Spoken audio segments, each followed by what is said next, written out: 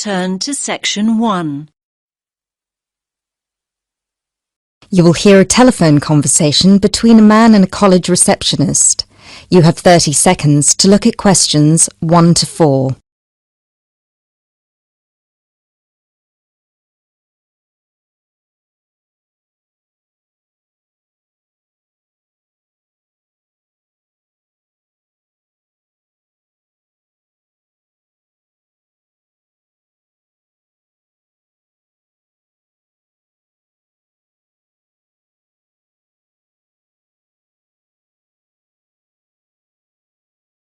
Good morning, Clevedon College. Can I help you? Yes, please. I'd like some information about evening courses this term.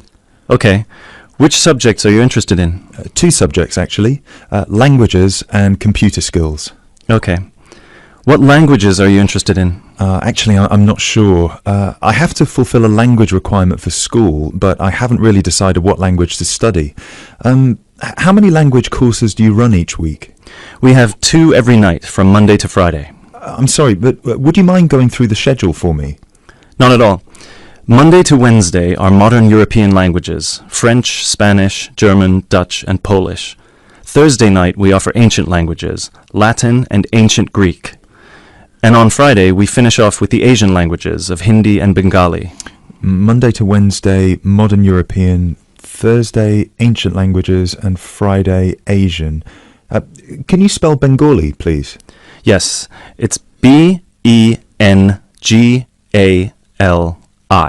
Great. And how much do the courses cost? Each course costs £25 per person per term. But if you want to do 2 language courses, there's a 10% discount, but only if you book for 2 terms. So the 10% discount is if I take 2 courses for 2 terms. Is that right? Right. Would it be possible for me to book my classes right now? No, sorry, the computer's down. What I suggest you do is call extension 6994 after 6 p.m. and ask for Mrs. Johnson. I'm sorry, I didn't get that. Did you say 6994 after 6 p.m.? Yes, 6994. Please ask for Mrs. Johnson. Thanks.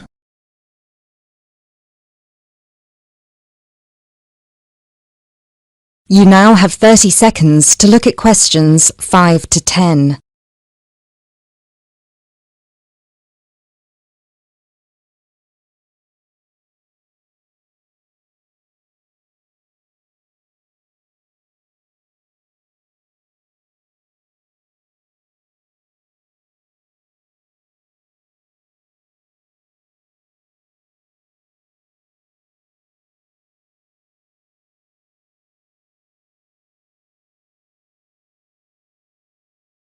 Okay, can we now look at the computer skills courses? Yes, of course. Computer classes always start in the first week of the month, and the way it works is we offer 1 computer class for the entire month. So you might spend 1 month on databases, another month on Excel, and so on. Classes meet once a week on Tuesday afternoons. The next class starts February 1st. Okay, so for the upcoming month, February is going to be databases. There are 24 places still free on that course, and it costs £40 per person. February, databases, 24 openings, £40. Okay. Excel starts in March, and that's nearly full, only 4 slots left. It's £45. Okay, Excel, March, only 4 slots left. Got it? April is Outlook. That is never as popular since it costs so much more, but you get a free CD. It is £60 for the month, and there are 19 places left. Okay, April, Outlook, £60. Is that it? No, on the 3rd of June we start a Word course. We have 16 vacancies for that at the moment. It's also expensive at £55. 3rd of June, Word, 16 vacancies, £55. Now, do I call the same number to book a place on one of these classes? No, you have to call Mary Jones, I think. Yes, Mary Jones, extension 9623. Sorry, could you repeat that number? Yes, extension 9623. Please call her before 6 p.m. Okay, many thanks for all your help. That is the end of Section 1. You now have half a minute to check your answers.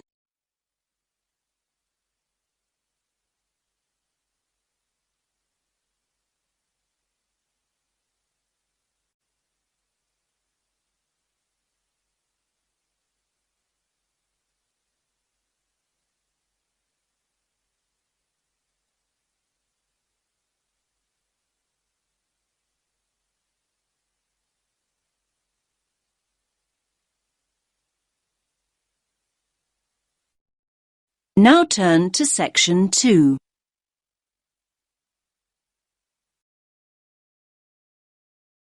You will hear an introduction for students to a university campus. You have 30 seconds to look at questions 11 to 16.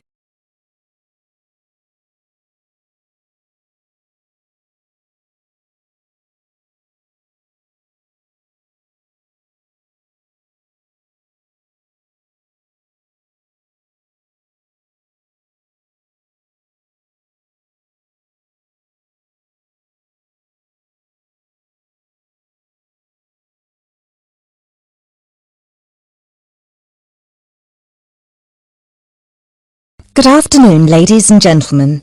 I'm Dr. Donovan, the principal of Donlevy University, and I would like to welcome you to the Dinglewood campus, which is one of the 3 campuses belonging to this university. This campus, Dinglewood, is where I have my office, and it's also the location of Languages and Science campus, so some of you will be studying here. Dinglewood is the most northerly campus. The Business Studies blocks are in the Churchdown campus in the centre of town, and the Southern or Trailway campus, where history and architecture are situated, is to the south of the town. Those of you who are enrolled in any of those courses will be taken to your respective buildings at the end of this meeting. Those of you studying on the Dinglewood campus, you will have a tour later too. This building we are assembled in is the Office and Administration Block, Block 39, and is where the weekly meetings are held. You are welcome to attend these meetings, as are all the university staff. You may want to, as many university issues are discussed at these weekly meetings. The meetings take place at 1:30 every Tuesday, so please stop by.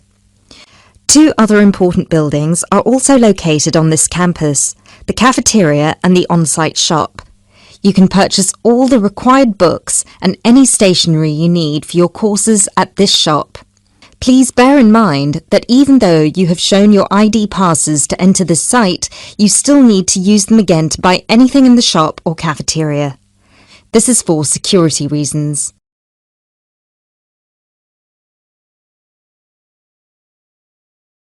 You now have 30 seconds to look at questions 17 to 20.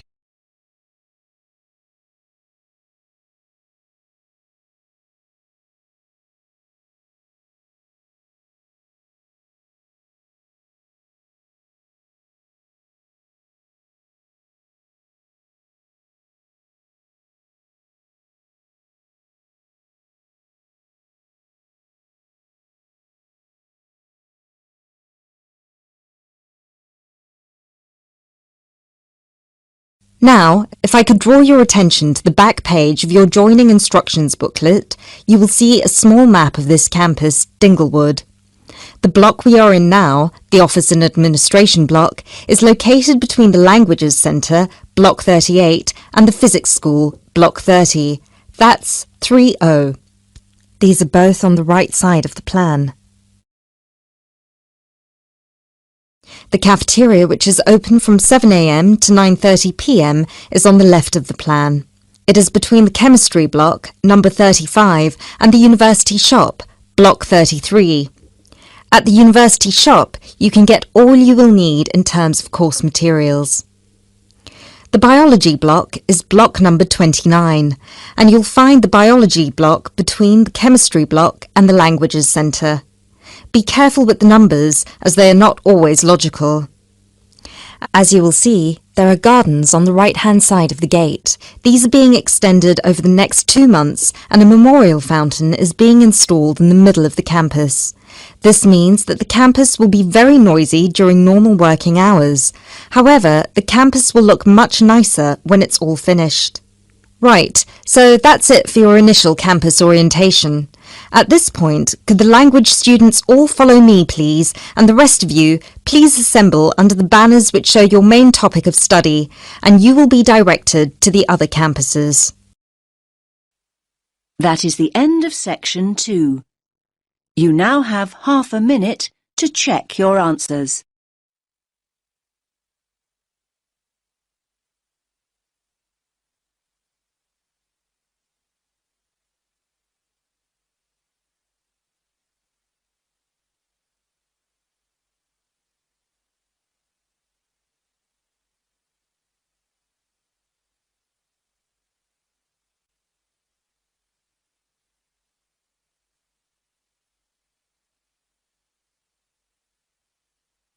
Now turn to section 3.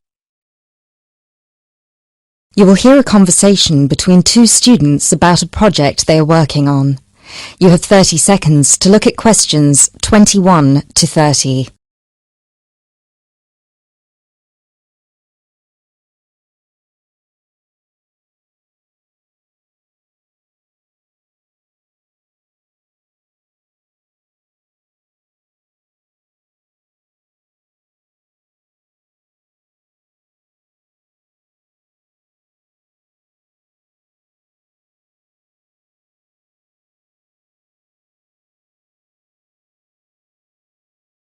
Hi Bill, how are you?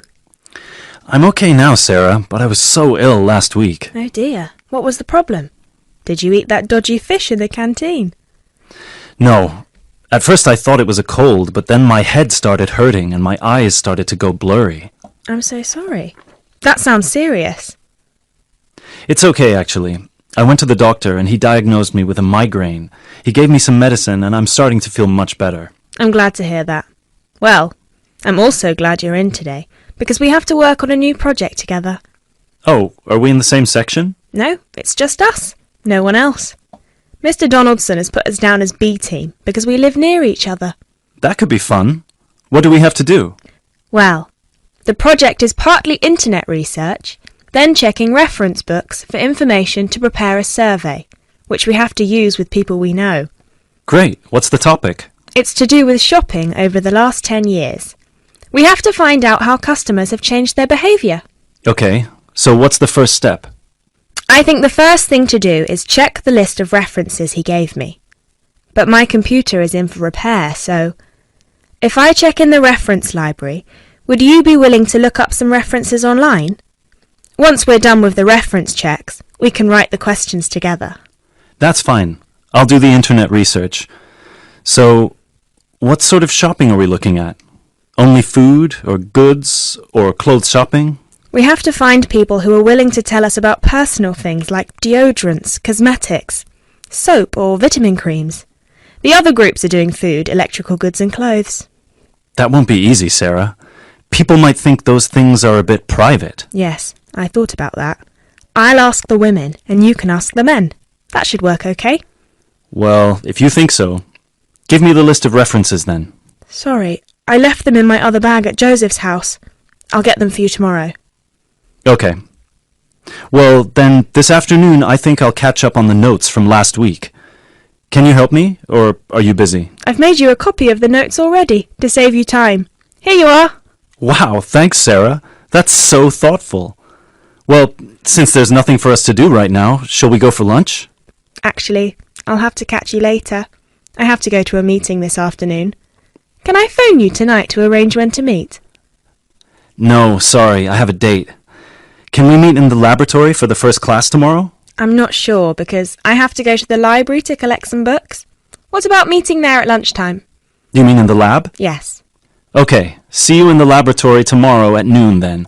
Sounds like we have a lot of work to do. That is the end of section 3. You now have half a minute to check your answers.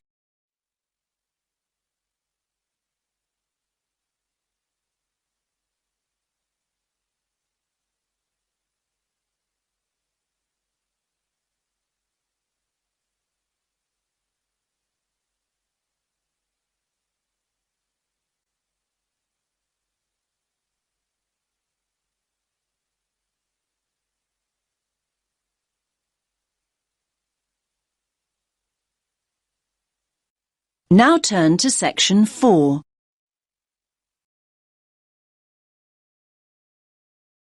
You will hear a lecture from the curator of an art gallery. You have 30 seconds to look at questions 31 to 32.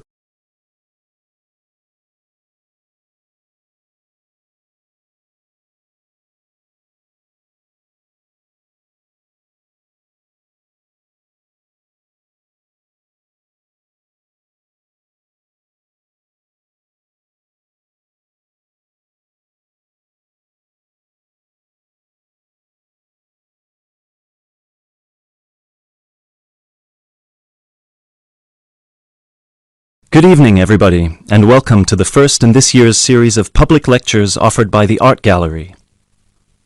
As chief curator of the gallery, I was given the honor of presenting the first lecture, and let me tell you, I had a difficult time deciding what to talk about tonight.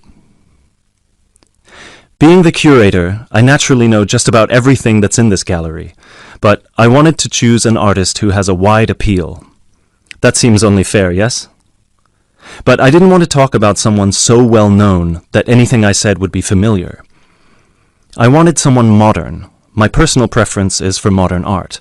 But again, I wanted to choose someone who had the potential to appeal to all art lovers, whether they're attracted to traditional forms, impressionism, surrealism, or what have you.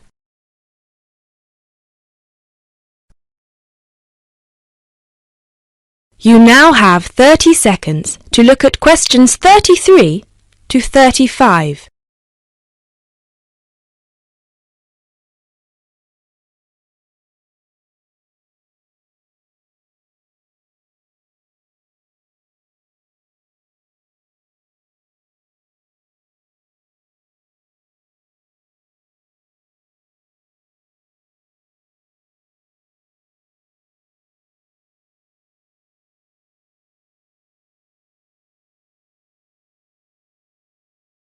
So, having spent the last 5 years as a visiting professor in Barcelona, it's not surprising that I finally chose to talk about one of the greatest Catalan artists, one whose work is likely to be familiar to many of you, Joan Miró.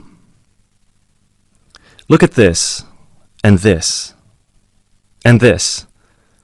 Ring any bells? Miró's most famous and most widely reproduced works tend to be like this. Bright primary colors, with lots of asymmetrical forms. He painted on large canvases, larger than himself quite often, and his paintings depicted birds, trees, flowers, and other features of the natural world. But Miró produced a great variety of work, and it's about some of his lesser-known paintings that I would like to speak this evening.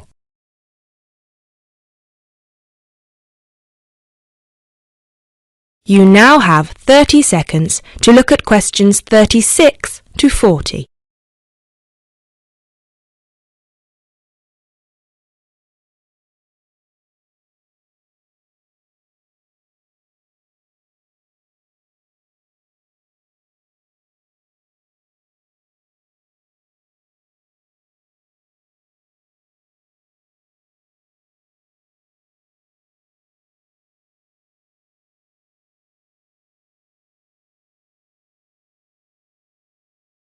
Miró was born in Barcelona in 1893, the son of a goldsmith.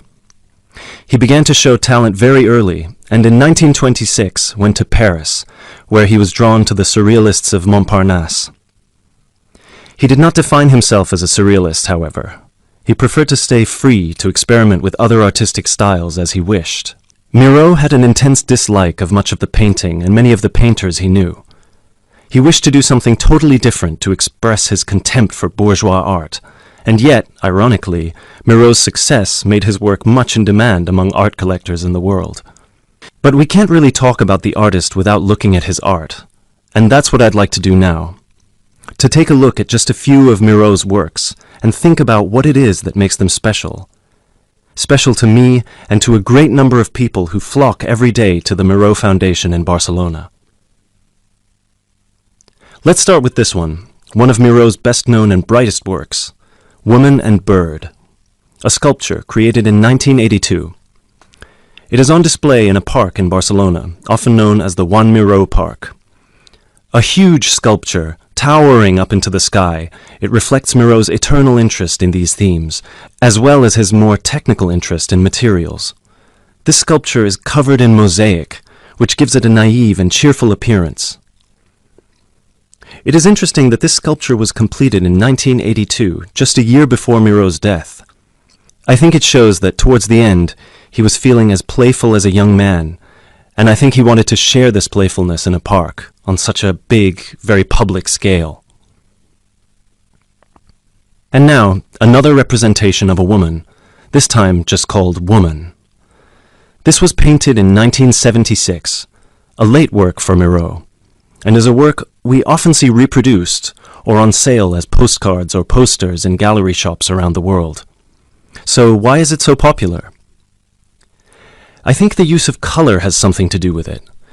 People respond to these rounded shapes filled with primary colors, especially on a large canvas like this. Also, the fact that while it is rather surreal, it is still possible to recognize the form of a woman and to see it as a sympathetic representation. It's a bold, bright painting, and I think that it awakens a reaction in many of us. And finally, something quite different, though still a woman. A harsh, even violent work that was completed in 1939, at a time when Miró was greatly influenced by the events of the Civil War in Spain. It's titled Seated Woman 2, but it can be hard to find the woman here, as she's been transformed into rather a horrendous creature. So, is that how Miró viewed women, as grotesque? Not at all.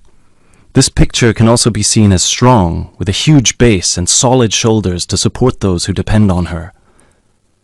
In this painting, her arms and neck seem to grow as vegetation out of her shoulders, representing woman as fertile ground, perhaps. We also see here the fish and birds, the moon and stars so typical of Miró's work, making her a creature of nature and of the heavens as well. And that's all we have time for this evening, I'm afraid. I hope that you've enjoyed this brief look at Miró's work, and that you will enjoy the other lectures that follow this one. Thank you, and good night.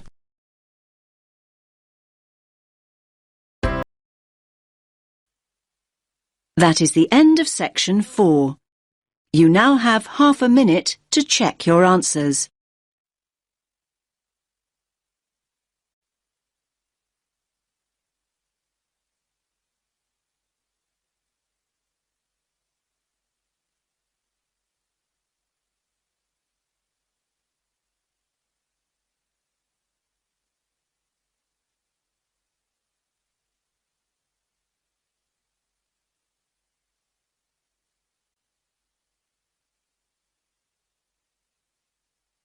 You now have 10 minutes to transfer your answers to the answer sheet.